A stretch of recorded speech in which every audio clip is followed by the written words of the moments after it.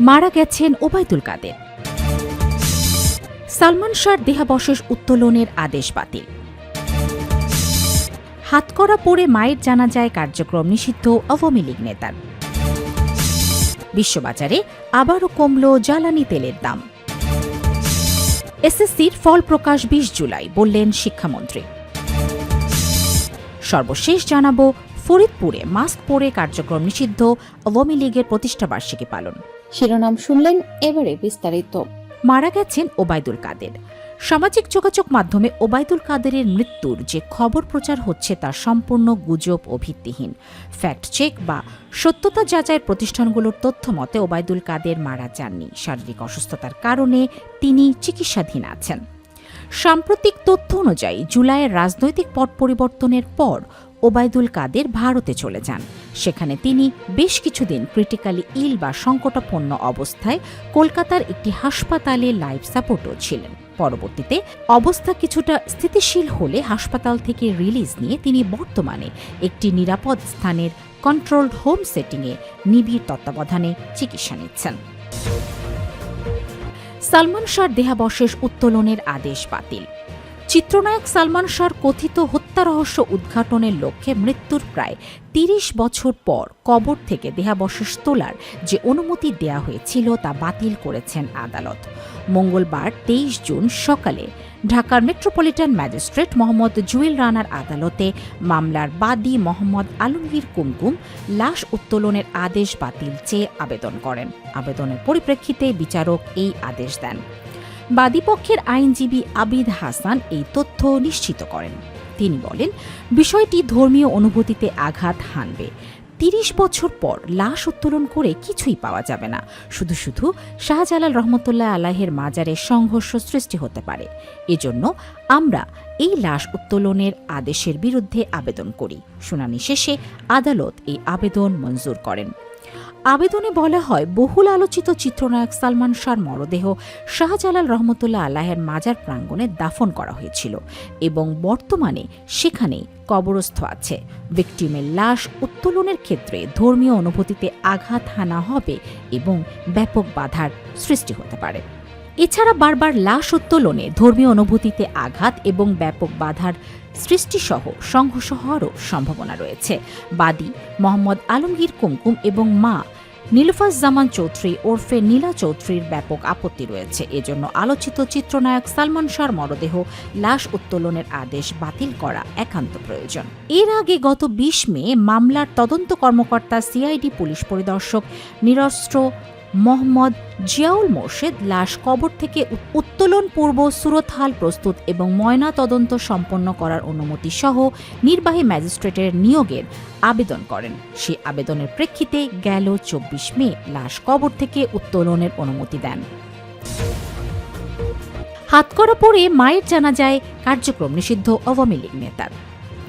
চট্টগ্রামের পটিয়ায় কারাগার থেকে প্যারোলে মুক্তি পেয়ে হাতকড়া পরে মায়ের জানাজায় অংশ নেন আইয়ুব বাবুল নামের কার্যক্রমে নিষিদ্ধ থাকা আওয়ামী লীগের এক নেতা।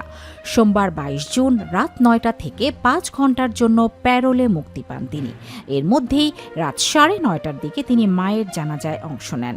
জানা যায়, আওয়ামী লীগের উপজেলা শাখার সহ সভাপতি ও পটিয়া পৌরসভার সাবেক মেয়র আইয়ুব বাবুল সোমবার রাতে পটিয়া পৌর সদরের আদালত জামে মসজিদ চত্বরে ওই জানাজা হয়েছে।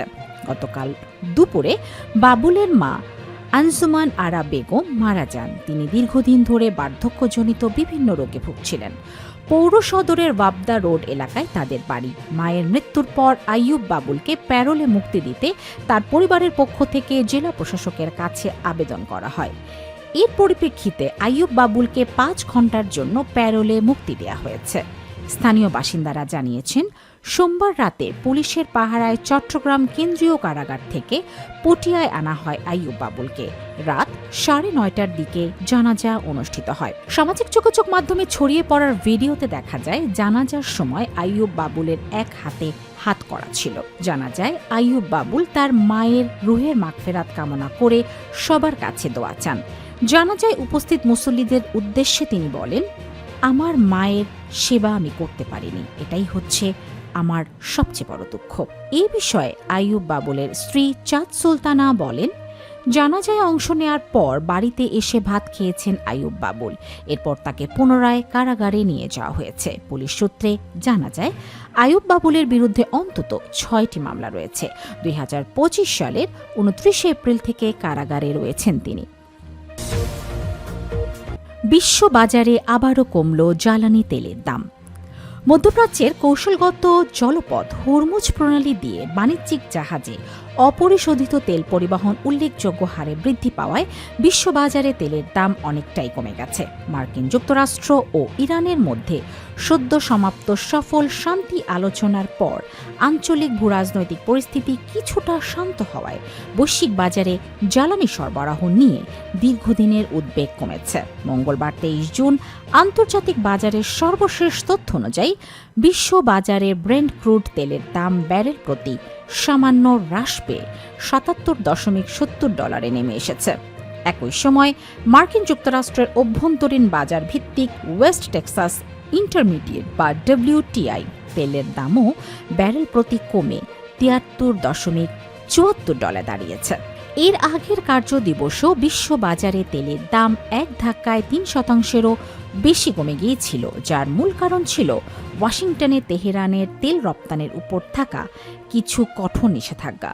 আগামী 60 দিনের মধ্যে সাময়িকভাবে মওকুফ করার সিদ্ধান্ত নেয়। জ্বালানি খাতের বাজার বিশ্লেষকদের মতে হরমুজ প্রণালীর উপর দিয়ে বৈশ্বিক তেল পরিবহন ব্যবস্থা এখন ধীরে ধীরে স্বাভাবিক অবস্থায় ফিরে আসছে। শিপ ট্র্যাকিং বা সামুদ্রিক জাহাজ চলাচল পর্যবেক্ষণকারী দাপ্তরিক তথ্যে দেখা গেছে, গত সোমবার প্রায় 20 লাখ ব্যারেল অপরিশোধিত জ্বালানি তেল বোঝাই দুটি বিশাল ট্যাঙ্কার কোনো ধরনের বাধা ছাড়াই ওই গুরুত্বপূর্ণ নৌপথটি সফলভাবে অতিক্রম করেছে।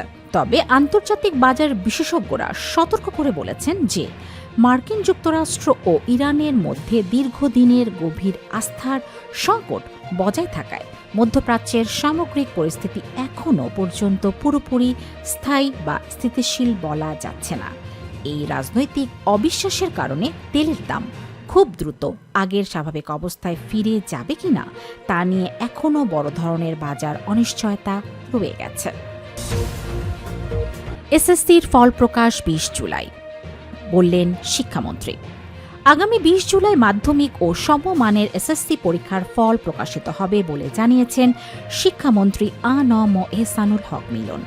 মঙ্গলবার 23 জুন চট্টগ্রাম কলেজ অডিটোরিয়ামের চট্টগ্রাম শিক্ষা বোর্ড, চট্টগ্রাম অঞ্চলের মাদ্রাসা ও কারিগরি শিক্ষা বোর্ডের কর্মকর্তাদের সঙ্গে মতবিনিময় সভায় তিনি কথা বলেন।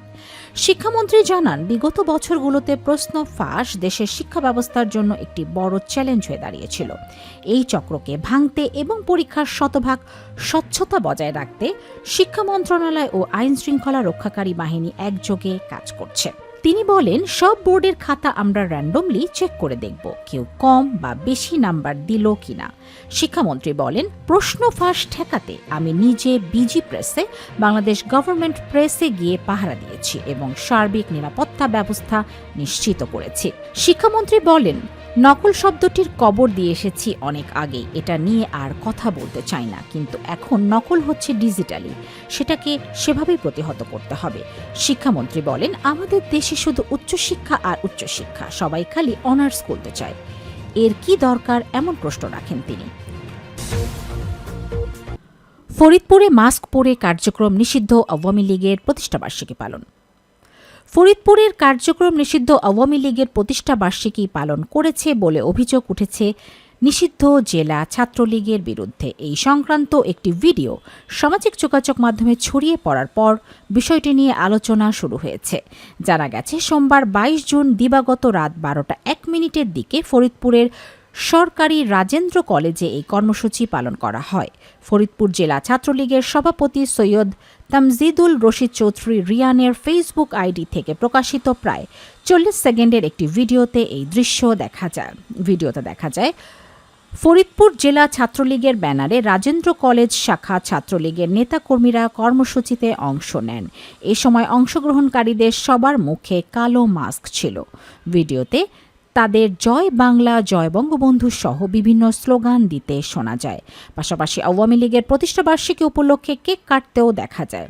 এ বিষয়ে বক্তব্য জানতে ফরিদপুর কোতোয়ালি থানার ভারপ্রাপ্ত কর্মকর্তা ওসি মোহাম্মদ মাহমুদুল হাসানের সরকারি মোবাইল নম্বরে একাধিকবার যোগাযোগের চেষ্টা করা হলেও তার বক্তব্য পাওয়া যায়নি।